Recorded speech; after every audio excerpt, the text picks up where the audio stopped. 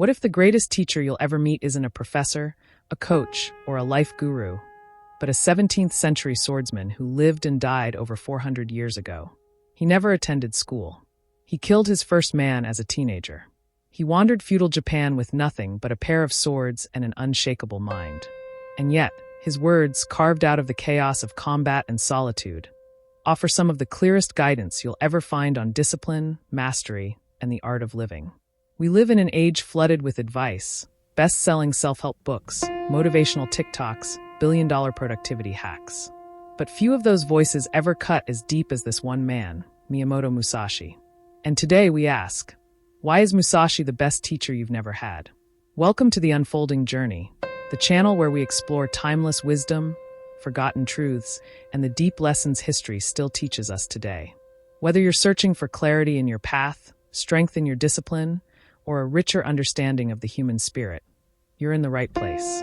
If this is your first time here, get ready to see old ideas in new light. Now let's step into the world of Japan's most legendary swordsman, philosopher, and teacher, Miyamoto Musashi. Part 1. Who is Musashi? Warrior, wanderer, philosopher. Born in 1584, Musashi lived during Japan's Sengoku period, a time of nearly constant civil war. Power was unstable. Clans rose and fell like waves. It was a world where your sword often spoke louder than your words. Musashi killed his first opponent in a duel at the age of 13. Over the next decades, he fought more than 60 official duels and was never defeated. He founded his own fighting style, the Nitten Ichiryu, or two heavens as one, which used both the long and short swords simultaneously. But what truly set him apart wasn't just his technique. It was his mind. Unlike other swordsmen, Musashi was not content to live in the dojo or bask in fame. He became a ronin, a wandering warrior with no master, and spent his life not only perfecting the art of combat, but examining the nature of mastery itself. Shortly before his death in 1645, Musashi retired to a cave and wrote a small, dense, powerful book called Dokkodo, The Way of Walking Alone, as well as his more famous treatise, the Book of Five Rings. In them, he distilled a lifetime of experience into principles of war, discipline, strategy, and living.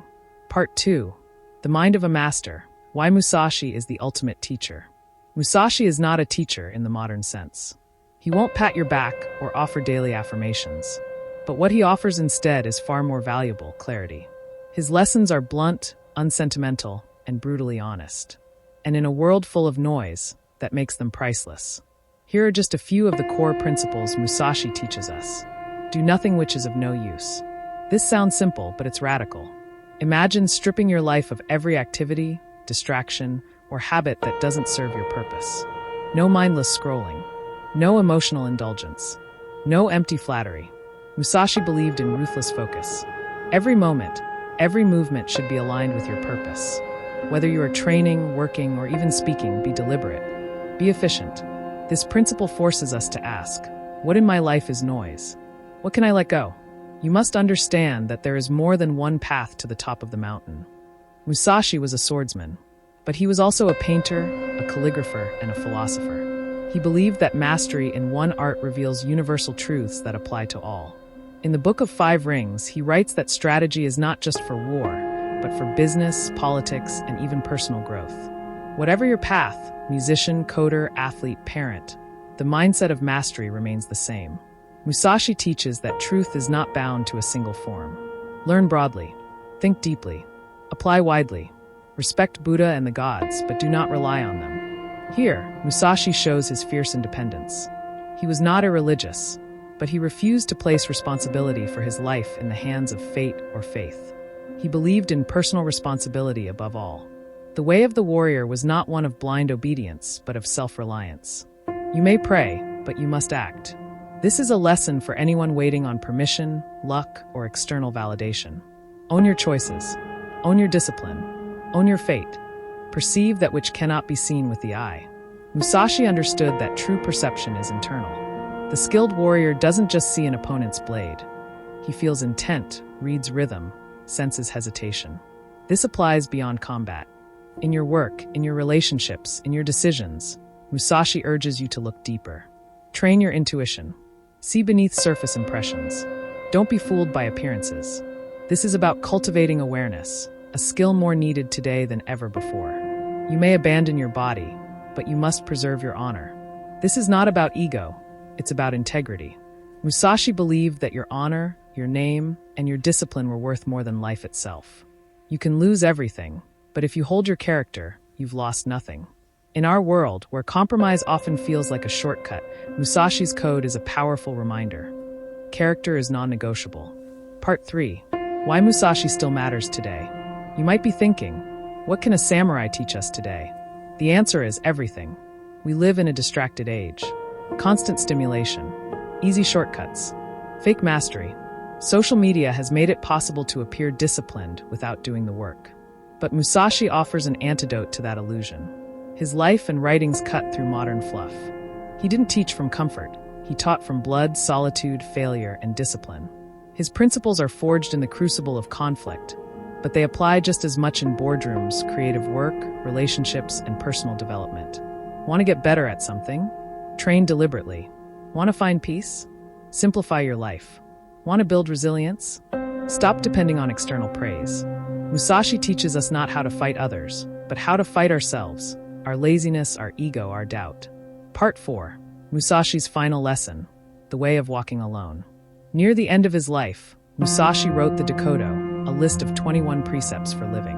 It's cold, stoic, raw. Here are just a few. Accept everything just the way it is. Never be jealous. Do not seek pleasure for its own sake. Do not fear death. Do not hold on to possessions you no longer need. This isn't motivational fluff. This is truth stripped to the bone. Musashi believed that freedom came not from comfort, but from detachment. If you need nothing, fear nothing, and cling to nothing, you are free.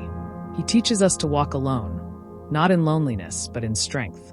To become whole without needing the world to complete us. It's a hard teaching, but maybe that's what makes him the best teacher. Because the best teachers don't make things easy. They make you strong. Musashi never sought fame, wealth, or even peace.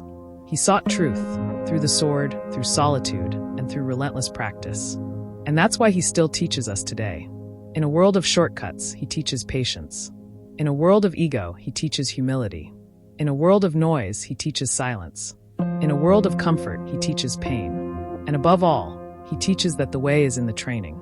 That life itself is a form of battle. That mastery is not a destination, but a constant unfolding of skill, presence, and self-control. So, whether you're building a business, writing a novel, studying for exams, or just trying to be better tomorrow than you were today, Musashi has something to teach you. He may be gone, but his sword still cuts. Thank you for watching this episode of The Unfolding Journey. If this deep dive into the life and teachings of Miyamoto Musashi resonated with you, if you felt inspired, challenged, or maybe even a little uncomfortable, that's a good sign. It means the lesson hit. There's more where that came from. We explore timeless wisdom, unfiltered history, and the human spirit across ages and cultures. Backhand index pointing right, subscribe to The Unfolding Journey, like this video, and drop a comment with your favorite Musashi quote, or the principle you're going to start living today. Until next time, walk the path, train the mind, and never stop unfolding.